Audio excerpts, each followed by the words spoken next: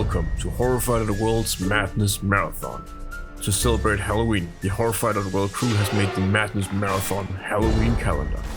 Every day we open a door, and behind every door is a recommendation for a free horror game that you should play. 31 days, 31 recommendations, hours of fun. And on the 31st, we have a special surprise for you. But enough talk, let's see what hides behind today's door.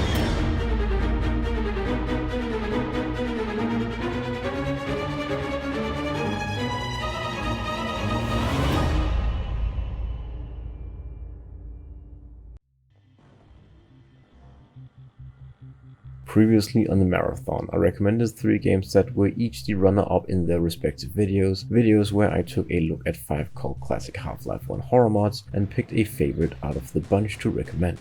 So why not, before we get to the big bad reveal on the 31st, take a look at one of the ones that I did pick at my favorite, and hopefully get 1 or 2 more of you to play it, because it really deserves it. While Afraid of Monsters wasn't my introduction into the world of Gold Source horror, it was certainly one of the first ones that I can really remember standing out from what the consoles at the time had to offer. Originally released in 2005 and then later updated with a Director's Cut port to get the audience pumped for the team's next game, Cry of Fear, the game opens up as we, the protagonist of the story, have finally, after battling mental illness for a really long time, come to the hospital to seek help. Unfortunately for us, we're just a bit too late, and while waiting for our appointment, we experience an episode and we find ourselves wandering down a series of creepy hallways and following a series of red dots. Something begins to chase us and we run, but before we know it, we're back at the hospital, but something is not like it was just a minute ago. Everything is the same, but it's changed somehow. Like the building we're in, it has aged, like it's decayed centuries over the course of minutes, and we're not alone, or rather, we're at least not the only entity around, because there's definitely something alive inside the walls. I'm guessing our doctor's appointment has been cancelled, so let's try and get out of here and go home. Which is easier said than done, because if I had to describe Afraid of Monsters in a single statement, it would be that Afraid of Monsters is pants-shittingly scary. Something about the combination of retro 3D graphics of geometrically simple objects, actual photographs used as textures, and that instantly recognizable sound design composed of recycled sound effects from Half-Life 1. It has a feel, it makes you uneasy. Something about it looks wrong, and it puts you on edge. And your character's movement speed being on the levels of Sonic the Hedgehog compared to the more modern and slower paced horror games makes the simple act of interacting with the world feel off.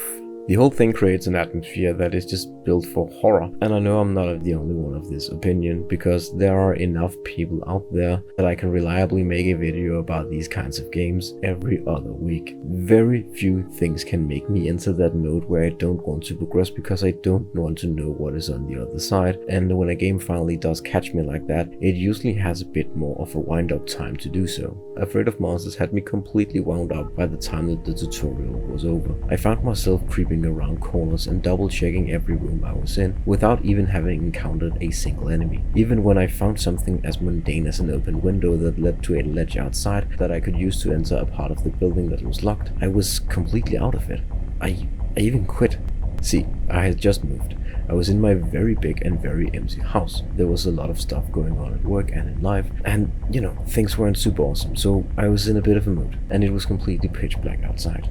I had forgotten just how unsettling this game is, so by the 20-minute mark, the masterful atmosphere combined with all the factors mentioned before had brought me completely into the pants-shitting zone, and when I came across a power line that needed to have the power cut, and I went to cut the power which turned off all the lights, I was anything but prepared for what was gonna come.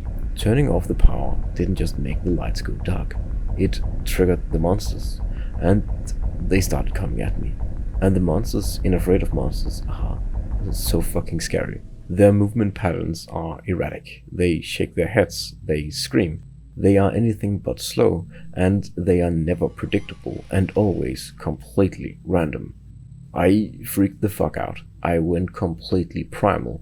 I was completely unable to think and defend myself. My brain was operating in 2 gears. Just hit the melee button until something dies, or run around the thing to not get hit. I did manage to make it back to the place that was blocked by the dangling wires that were prior to the power being cut, quite dangerous, but I was done. I was so fucking done, and I went to bed in my big empty house. I woke up the next day, and I don't know if it was the daylight or my headspace being in a bit of a better place, but the game no longer triggered my fight or flight response, and I was able to enjoy the game and make some decent progress, and really get a feel for what it's like. Aside from the intro, there isn't much in the way of cinematics or really storytelling in general. You just sort of like make your way through the game while reality slowly starts to crumble around you. And while it's amazing to see a game that was made for free have this amount of attention to detail, where the level design makes less and less sense as you progress because of the aforementioned reality crumbling, you're not here for that, and you won't stay here for that. It's nice, but it's a good side dish to what you're here for. And what you're here for is the moment-to-moment gameplay that Half-Life and its sequels and its mods are so famous for. There is so much flow in this game that you wouldn't believe it. It starts out a bit awkward as you don't really know that you need to hunt for keys, and due to how the opening level is designed, it's hard to know what locked doors to focus on getting unlocked.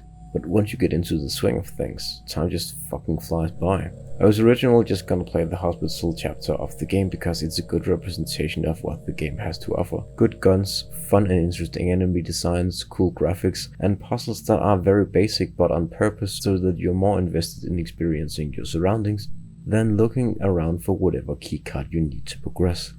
But I didn't stop at the hospital. I got into the elevators and I was like, yeah, alright, I just need to get through this room, and then I went into that room. I was like, oh yeah, right, I just need to get through this room, and so on and so on and so on.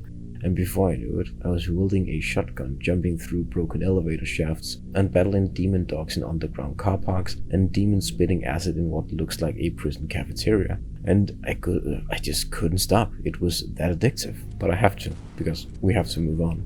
But if you're a horror fan and you're not easily scared, this is a full recommendation because it's very good, and it does some great things with environmental storytelling, and it's free, so you got no excuse. 13 out of 13.